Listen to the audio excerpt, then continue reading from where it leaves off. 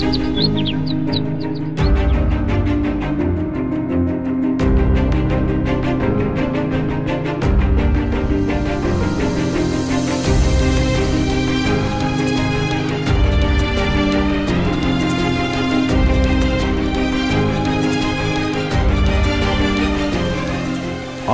চোখে নীল ছিল নিছকই একজন চাকর। সে সারাদিন আদ্রিতার ভাই ফরমাস খেটেও ওকে সন্তুষ্ট করতে পারত না।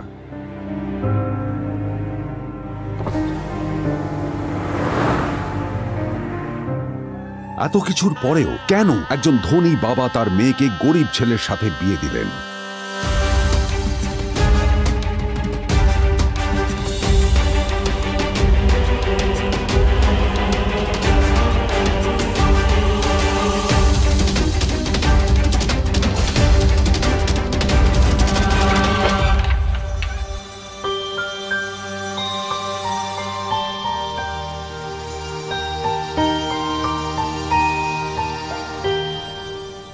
এবং তারপরে সেই মেয়েটি তার গরিব স্বামীর কাছ থেকে নতুন বছরে এমন একটা গিফট পেয়েছিল যে তার চক্ষু স্থির হওয়ার জোগাড় হয়েছিল। আর ওর স্বামী সম্পর্কে সত্যিটা জানার পর তো ও প্রায় অজ্ঞান হয়ে গিয়েছিল।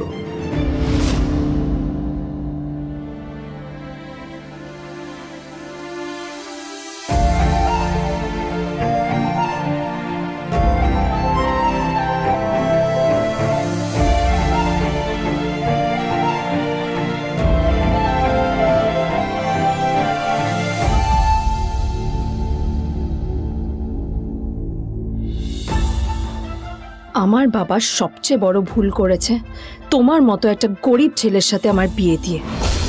আমার সব বন্ধুদের স্বামীরা ওদের কত দামি দামি গিফট দেয়, আর তুমি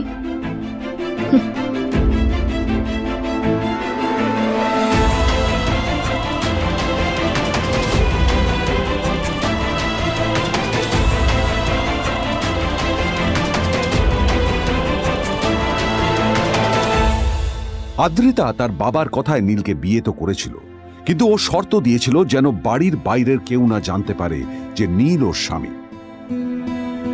নীল ওই বাড়িতে ঘর জামাইয়ের মতো থাকলেও ও যেন ওখানে একজন চাকর ছিল। সবাই ওকে অপমান করত। ওই বাড়িতে না ও ঠিক মতো খাবার পেত, আর না ওর কোনো আলাদা ঘর ছিল। কখনো কার্পেটের উপর ঘুমোতো, তো কখনো আবার পোষা কুকুরের ঘরের পাশে নীলকে ঘুমোতে হতো। হাত খরচ মেটাতে ও এক জায়গায় ওয়েটারের কাজও করত।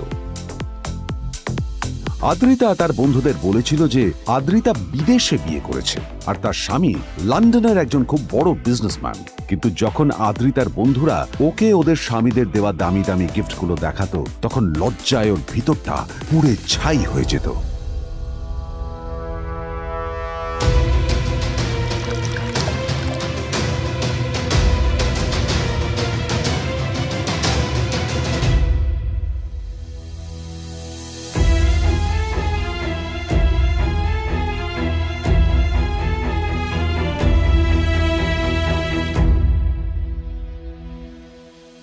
এই যে শোনো, নিউ ইয়ারে আমার একটা গিফট চাই তোমার থেকে। আর গিফট যেন দামি হয়, হ্যাঁ, মানে খুব দামি, কয়েক লাখ টাকা।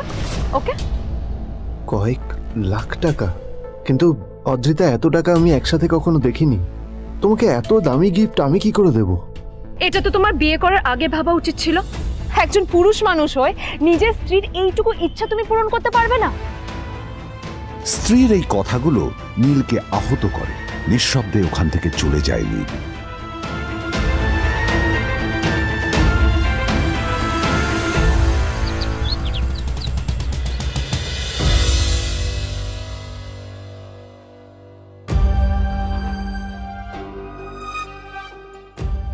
দুদিন পর নিউ ইয়ার পার্টির আগে নীল আদ্রিতার কাছে এসে একটা গিফট প্যাক দেয়।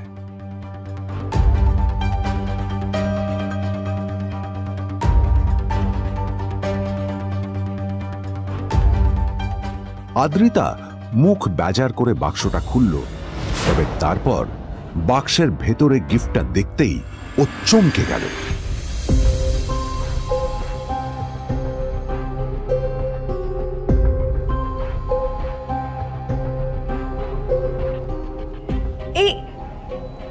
ফোনটা মানে এটা তো একটা স্পেশাল এডিশন, এটার দাম তো 3 কোটি টাকা।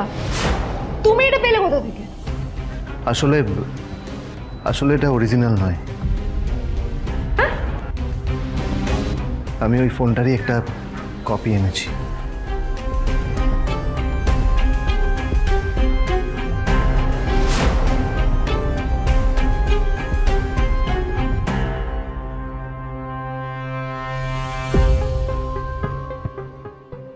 কিন্তু আদ্রিতার নীলের কথায় একটু সন্দেহ হয়, কারণ ফোনটা দেখে একেবারেই আসল বলেই মনে হচ্ছিল। পরের দিনই আদ্রিতা ওই কোম্পানির শোরুমে গেল। এই ফোনটা একটু দেখুন না প্লিজ। ওয়াও, আচ্ছা ম্যাম, আপনি কি মিস্টার রয় চৌধুরীর বন্ধু? কে মিস্টার রয় চৌধুরী?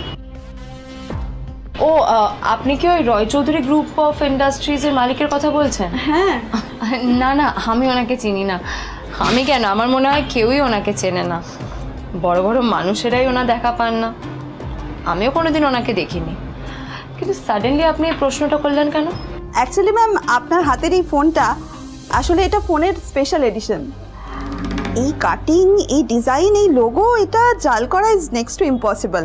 আর গোটা ভারতে বিক্রি হওয়া এই ফোনের সেকেন্ড পিস এটা, যেটা মিস্টার রয় চৌধুরী কিনেছিলেন। সেজন্য জিজ্ঞেস করছি ম্যাম, আপনি এই ফোনটা কোথা থেকে পেলেন? তবে কি নীলই মিস্টার রয় চৌধুরী, নাকি নীল এই ফোনটা চুরি করেছে? বেকার নীলের কাছেই কোটি টাকার ফোন কোথা থেকে এলো? নীলের সত্যিটা তাহলে কি? আর ও যদি সত্যি বড় লোক হয়ে থাকে, তবে ও নিজের শ্বশুর বাড়িতে খরচামাই হয়েই বা থাকে কেন? আদ্রিতা এসব কথাই মনে মনে ভাবছিল।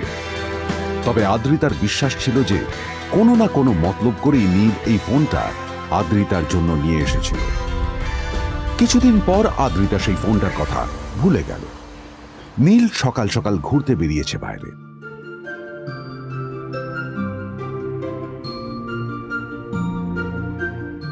কটা বাজে রে? আমার খুব লেট হয়ে গেছে বুঝলি। তোরা খেল, ঠিক আছে? তোরা খেল, আমি আসছি।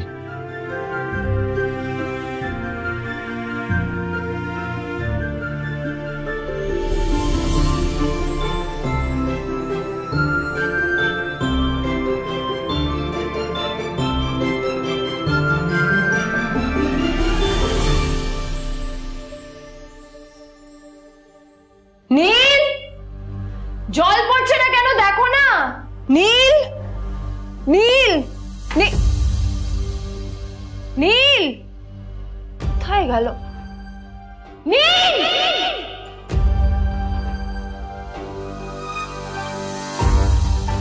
নীল, নীলকে ডাকছে কেন বলতো? ওইদিকে বাড়িতে আদ্রিতা আর চিত্রা আশ্চর্য হয়ে গেল যে নীল হঠাৎ কোথায় উধাও হয়ে গেল। মা তোমাকে কিছু বলে গেছে নীল? হ্যাঁ, কোথায় গেছে ও? না, আমি ওর কোনো খোঁজ খবর রাখি না। আমার একটা কথা মনে হচ্ছে, ওকে না এবার একটু শীতে করতে হবে। একটা কাজে যদি আসতো ছেলেটা, যখনই কোনো কাজের কথা বলি ভ্যানিশ হয়ে যায়। আমি ওকে বলেছিলাম R&B গোল্ডেন ডায়মন্ডস থেকে আমার সেটটা নিয়ে আসতে, আনেনি। আনেনি। আজকেও ভালো ওকে অফিসে নিয়ে যাবো, ভ্যানিশ হয়ে গেল। কোথায় গেল কে জানে। আমার ভাগ্যেই জুটেছে এরকম একটা ছেলে। এই যে তুমি কেন বিয়েটা দিয়েছিলে আমাকে? এটা আবার কি বলছিস? আমার কি দোষ? দেখ, ওই অসভ্য ছেলেটার সাথে বিয়ে দিতে চাইনি। যা করেছে তোর বাবা করেছে, এটা আমার কোনো দোষ। তখনই হঠাৎ নীল সেখানে এসে উপস্থিত হলো, কিন্তু ও দুজনকে উপেক্ষা করে ভিতরে চলে যাওয়াই শ্রেয় মনে করল।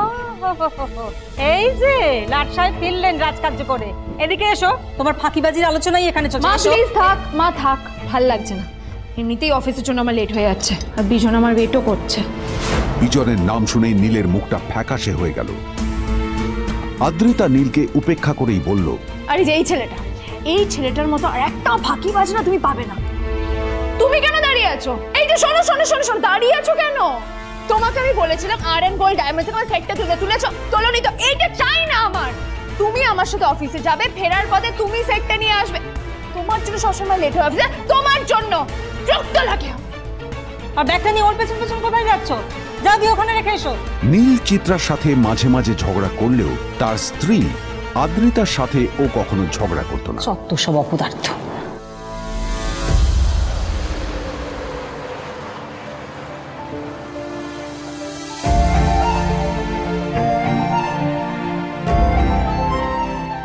কিছুক্ষণের মধ্যেই তারা আদ্রিতার অফিসে পৌঁছে গেল। আদ্রিতা গাড়ি থেকে নামতে নামতে দেখলো যে তার কাছে অনেকগুলো ফাইল আছে। নীলের দিকে তাকিয়ে ওকেই ফাইলগুলো নিয়ে ভেতরে আসতে বলল। চলো, হা করে দাঁড়িয়ে আছো কেন? ফাইলগুলো নিয়ে ভেতরে এসো।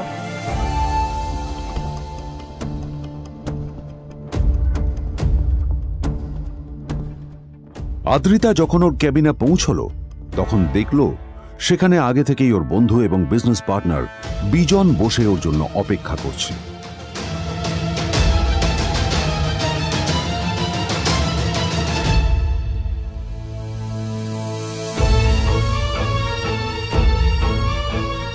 কোথায় ছিলে বলো? আমি 1 ঘন্টা ধরে তোমার জন্য এখানে ওয়েট করছি। এই লোকটার কি কোনো কাজকর্ম নেই? 1 ঘন্টা ধরে বসে আমার স্ত্রী আদ্রিতার জন্য অপেক্ষা করছে। সরি বিজন, আমি খুবই দুঃখিত যে বাড়ির কিছু লোকের জন্য না আমার সবসময় লেট হয়ে যায়। আদ্রিতার কথা শোনার পর বিজনের 1 ঘন্টা অপেক্ষা করার অভিযোগ 1 মুহূর্তের মধ্যে মিলিয়ে গিয়েছিল। কি হলো, হাসছো কেন? লটারি পেলে নাকি? লটারি? হ্যাঁ, তুমি আসা মানে আমার কাছে লটারির থেকেও বেশি দাম। তবে তার থেকে কিঞ্চিত কম দামি একটা গিফট আমি তোমার জন্য এনেছি।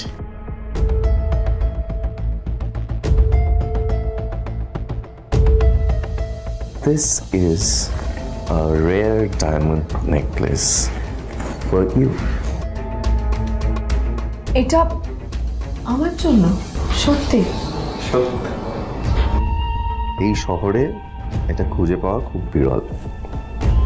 Just like you. Like it? Thank you.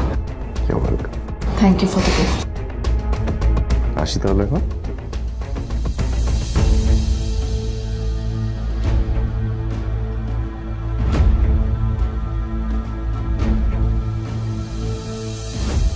Adrita, আমি আজ পর্যন্ত তোমাকে কোনো রকম উপদেশ দিইনি, কিন্তু আজ আমি তোমাকে বলতে বাধ্য হচ্ছি।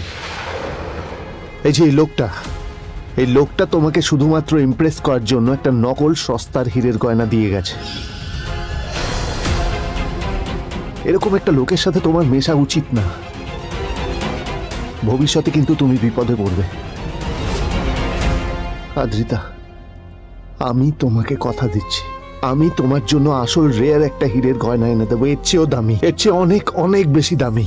তার জন্য আমাকে যাই করতে হোক না কেন, আমি তোমাকে একদিন ঠিক এনে দেবো, ঠিক এনে দেবো তোমাকে। তাদের বিয়ে হয়েছে 2.5 বছর। এর মধ্যে প্রথমবার তার মনে হলো নীল তার জন্য লড়াই করছে। নীলের এই রূপটা দেখে আদ্রিতা চমকে গেল। আজ প্রথমবারের মতো আদ্রিতার মনে প্রশ্ন এলো, নীলকে নিজের থেকে দূরে সরিয়ে রেখে আমি কি কোনো ভুল করছি? না না, এটা আমি কি ভাবছি? বিজন আমার বিজনেস পার্টনার, ও আমাদের মেইন ইনভেস্টর। নীলের এই অ্যাকশনের কারণে বিজন আমার কোম্পানি থেকে ব্যাক আউট করে গেলে কি হবে? না না না না না, নীলের জন্য আমি আমার এত বছরের পরিশ্রমকে জলে দিতে পারি না। আমার নীলকে নয়, আমার বিজনকে প্রয়োজন। এইসব ভাবতে ভাবতে আদ্রিতার নীলের ওপর রাগ হতে শুরু করে। আদ্রিতার রাগ তখন চরমে উঠে যায়। আজ প্রথমবার নীল আদ্রিতার সাথে খারাপ ব্যবহার করেছে। How dare you! তোমার এত বড় সাহস! হ্যাঁ, তোমাকে কে অধিকার দেয় বলো তো যে তুমি আমারই অফিসে দাঁড়িয়ে আমাকেই এতগুলো উল্টোপাল্টা কথা তুমি শোনালে? তোমাকে এখানে আনাই আমার ভুল হয়েছে, সবচেয়ে বড় ভুল হয়েছে। এবার চুপচাপ এখান থেকে বেরিয়ে যাও, right now. Get out! Neel আদ্রিতার এই কথার কোনো উত্তর দিল না। নীল জানতো যে ও যতই কথা বাড়াবে আদ্রিতা ততই বেশি রেগে যাবে। আদ্রিতা যেন তেন ভাবে নিজের রাগ চেপে ব্যাপারটা ওখানেই শেষ করার চেষ্টা করলো, কিন্তু ও তো জানতো না যে ব্যাপারটা তখন সবে শুরু হয়েছে। কি হলো, শুনতে পাচ্ছিস না? কালা নাকি? আমারই সামনে দাঁড়িয়ে আমার কেনা গিফট নিয়ে তুই মজা করলি? কত বড় সাহস রে তোর! নিজেকে তো বিক্রি করে দিলে ওরকম একটা ডায়মন্ড নেকলেস তুই কিনতে পারবি। তোর এই গরিবের পারফিউম, সস্তা শার্ট, পায়ে একটা ফাটা চপ্পল নিয়ে নিজেকে বড় হিরো মনে করছিস? তোর নিজের কত দাম সেটা তোর নিজের জানা উচিত। Zero, big zero. সালা খরচা মাই চল।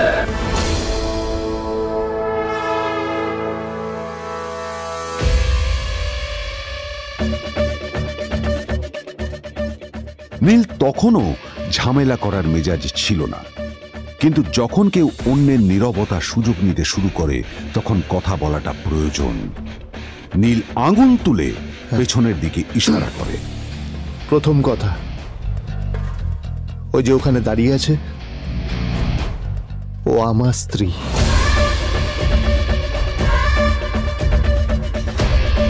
তাই আমার স্ত্রীকে তোমার নেকলেস দেওয়ার কোনো অধিকার নেই। ওকে যদি নেকলেস দিতে হয় তাহলে আমি দেব।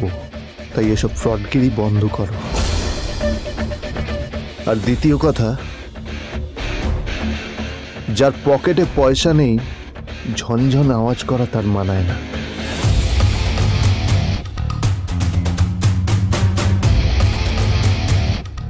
নীল বিজনকে তার সোয়াগ দেখিয়ে বেরিয়ে গেল।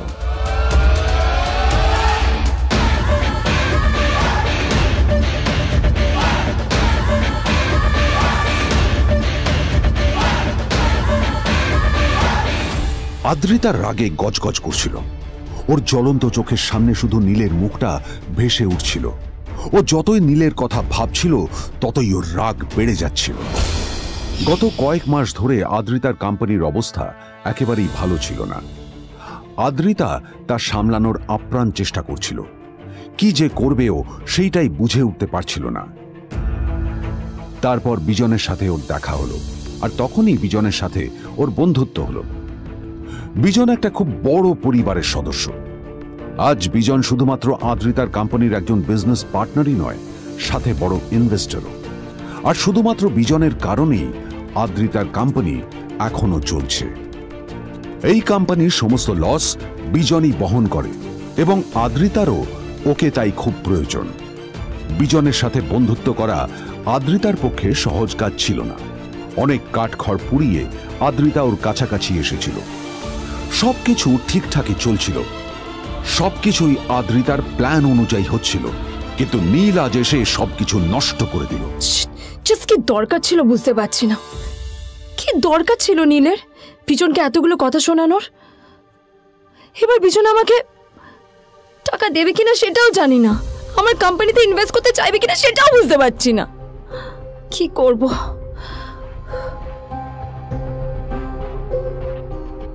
এখন আদ্রিতা ওকে কিভাবে বোঝাবে? ভুল করে যদি বিজন ওর টাকা ফেরত চায় তবে আদ্রিতার কোম্পানি সেন কর্পোরেশন খুব বড় সমস্যায় পড়ে যাবে।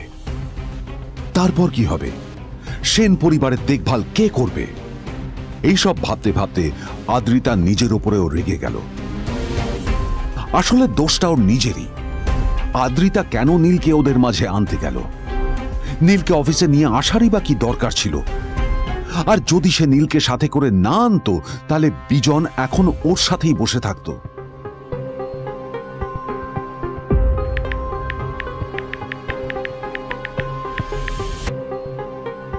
প্যামেলা, আমি মিটিংয়ে বেরোবো, আমার চেঞ্জটা একটু নিয়ে এসো প্লিজ। Thank you. আর অন্যদিকে সেন কর্পোরেশনের অফিস থেকে বেরিয়ে নীলের খুব ফুরফুরে লাগছিল। তখনই হঠাৎ ওর ফোনটা বেজে উঠল। ফোনটা ছিল মিস্টার রায় চৌধুরীর। তিনি ছিলেন শহরের সব থেকে বড় বিজনেসম্যান। হ্যাঁ মিস্টার রায় চৌধুরী, আমি আপনাকেই ফোন করতে যাচ্ছিলাম। আমি একজন বিশেষ লোকের সাথে তোমার একটা মিটিং ফিক্স করেছি। ওর অ্যাড্রেস আমি তোমাকে টেক্সট করে দিয়েছি। আমি চাই তুমি ওই লোকটার সাথে মিট করো। ঠিক আছে, আমি যে কোনো কারোর সাথে দেখা করতে পারি, কিন্তু তার জন্য আপনাকে আমার দুটো শর্ত মানতে হবে। প্রথমটা, আমার জন্য একটা রেয়ার হীরের নেকলেস আপনাকে জোগাড় করে আনতে হবে। আর দ্বিতীয়টা, আমি আপনাকে টেক্সট করছি, এটাও কিন্তু একই রকম জরুরি। এই দুটো কাজ আপনাকে যত তাড়াতাড়ি সম্ভব করে ফেলতে হবে আমার জন্য, ঠিক আছে? তোমার অ্যাকাউন্টে কিছু টাকা পাঠিয়েছি। কিছু জামা কাপড় কেনো, যাতে তুমি ভদ্র সমাজে আসার যোগ্য হও আর তোমাকে আমি স্বামীর পরিচয় দিতে লজ্জা না পাই। তোমার কারণে আমার পরিবার লজ্জা পাবে, আমি সেটা চাই না। যখনই দেখি তখনই তুমি ভিখিরির মতো ছেঁড়া ফাটা জামা কাপড় পরে থাকো। আসলে আদ্রিতার বাড়িতে আজ ফ্যামিলি ডিনার পার্টি ছিল, আর শেষবার নীলের জন্য ওকে অনেক ঝামেলা পোহাতে হয়েছিল। মেসেজ পড়ে নীল ফোনটা নিজের পকেটে রেখে রাস্তার ধারে গিয়ে একটা ট্যাক্সি থামানোর জন্য হাত বাড়িয়ে দিল। নীল ট্যাক্সি ধরে গোল্ডেন সিটি অ্যাভিনিউর দিকে বেরিয়ে পড়ল। গোল্ডেন সিটি অ্যাভিনিউ শুধু কলকাতারই নয়, এটা ছিল সারা পশ্চিমবঙ্গের সবচেয়ে বিলাসবহুল সোসাইটিগুলোর মধ্যে একটা। আসলে এই সেই জায়গা যেখানে মিস্টার রায়চৌধুরী আজ তার জন্য গোপন মিটিং ফিক্স করেছিলেন। কিন্তু নীল কার সাথে দেখা করতে যাচ্ছে এ সম্পর্কে ওর কোনো ধারণাই ছিল না। যখন নীল সেখানে পৌঁছলো, পুলভিলার বাগানে বসে থাকা লোকটিকে দেখে রাগে নীলের রক্ত ফুটতে শুরু করলো। নীল ওখানে না দাঁড়িয়ে বেরিয়ে গেল। তখনই হঠাৎ একটা মেসেজ এলো। আসলে আজ আদ্রিতার ফ্যামিলি গ্যাদারিং এ যাওয়ার আগে নীলকে ওর হাই স্কুলের রিইউনিয়নেও যেতে হতো। গ্র্যাজুয়েশনের পর এত বছরে এই প্রথম নীল তার কোনো কলেজ বা স্কুলের রিইউনিয়নে যাচ্ছে। এতগুলো বছরে নীল তার কোনো বন্ধুর সাথেই দেখা করেনি। নীলের তার পুরনো সহপাঠীদের কথা মনে পড়তে লাগলো, যাদের সাথে ও স্কুলে মজা করত। আজ আবার ওদের সকলের সাথে নীলের দেখা হবে।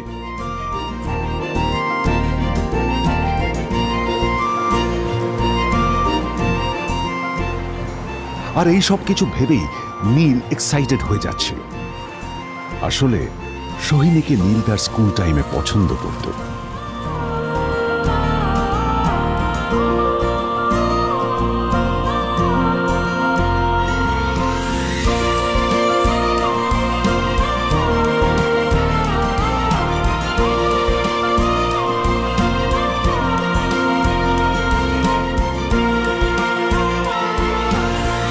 অন্যদিকে সেম কর্পোরেশনে ইনভেস্টরদের সঙ্গে আদ্রিতার মিটিং একেবারেই ভালো যায়নি। তাকে দেখে বেশ গম্ভীর মনে হচ্ছিল।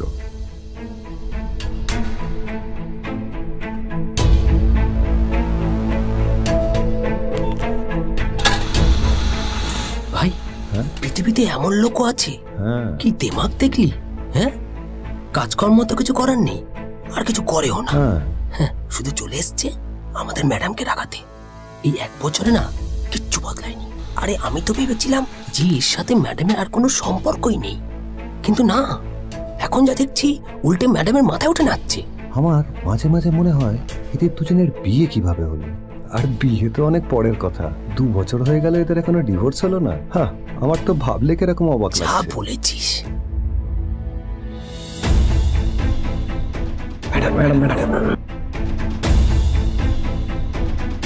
অফিসে চলতে থাকা এইসব কথা শুনে আদ্রিতার আরো রাগ হলো। আদ্রিতা ক্যাবিনে যাওয়ার পরে রাগকে নিয়ন্ত্রণ করা ওর পক্ষে আরো কঠিন হয়ে গেল। ও তখন বুঝতেই পারছিল না যে ওর রাগ কিভাবে নিয়ন্ত্রণ করবে। আদ্রিতা এটাও ভাবছিল যে নীলের জন্য ওকে আর কত অপমানিত হতে হবে। এসব ভাবতে ভাবতেই আদ্রিতার চোখ গেল ওর বাবার ছবিটার দিকে।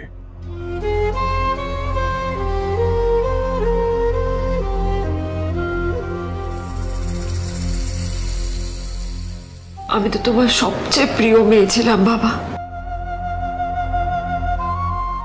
তাই তাই আমি সবসময় ভেবেছি যে তুমি আমার জন্য যাকে সিলেক্ট করবে সে সব থেকে শ্রেষ্ঠ হবে। তাই আমি নিজে থেকে কখনো কোনো রিলেশনশিপে যাইনি, আর তোমার কাছে বিয়ের কোনো শর্তও রাখিনি। কিন্তু কিন্তু তুমি না আমার সাথে কি করলে? এই গাধাটার সাথে আমাকে বিয়ে দিলে। আমার জীবনটা নষ্ট হয়ে গেল, শেষ হয়ে গেল।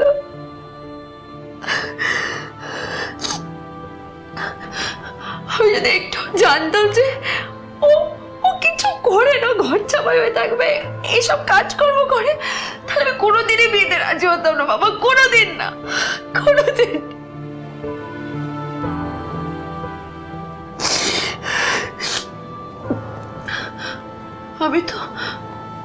আমি তো সবসময় ভাবতাম যে বাবা মারা তাদের সন্তানের ভালো চায়, কল্যাণ চায়, তাদের জন্য চিন্তা করে,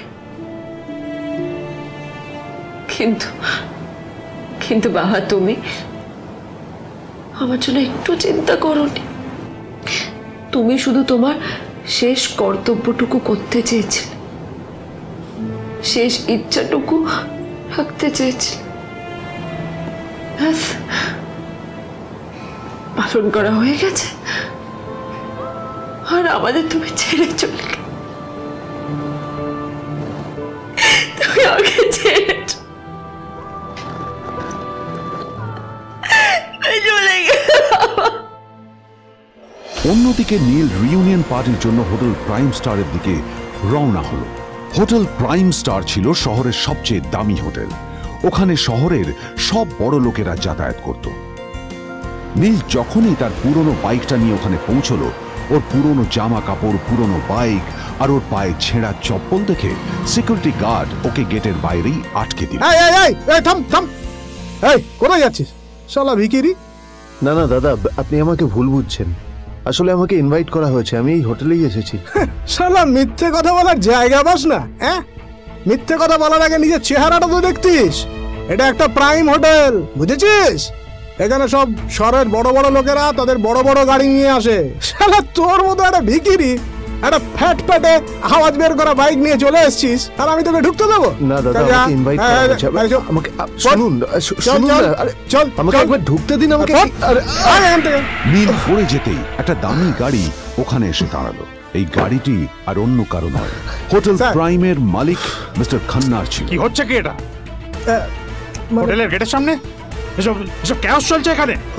হোটেলের বদনাম হবে না এতে? স্যার দেখুন না, এই যে ভিখিরিটা হোটেলে ঢুকতে যাচ্ছে, আমি বারণ করছি, শুনছে না স্যার? শালা, আপনি কি করতে আছেন? কে কি হয়েছে দেখি দেখি কে? মিস্টার খান্না তার চশমা খুলে নীলের দিকে দেখলেন, আর ওনার মুখটা হাঁ হয়ে গেল।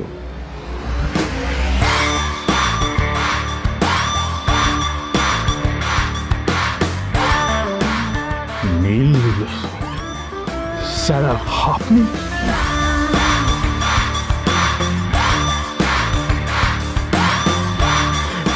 Extremely sorry sir. Sir sir আপনি একটা ইনফর্ম করেননি কেন আমাকে?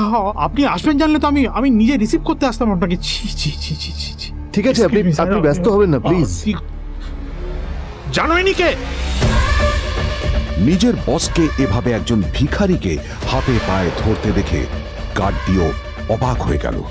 আরে sir, sorry sir, extremely sorry, আপনি আমার সঙ্গে আসুন। সরি স্যার, সরি, ভুল হয়ে গেছে স্যার। সালাম স্যার। নীল কি তবে সত্যিই একজন খুব বড় লোক কেউ? জানতে পকেট এফএম এর এই সম্পূর্ণ গল্পটি শুনুন বস, দুনিয়া যার বসে, যেটা ভারতীয়রা সবচেয়ে বেশি শুনছে। বিনামূল্যে গল্প শুনতে নিচের ইনস্টল বাটনে ক্লিক করুন এবং পকেট এফএম ডাউনলোড করুন।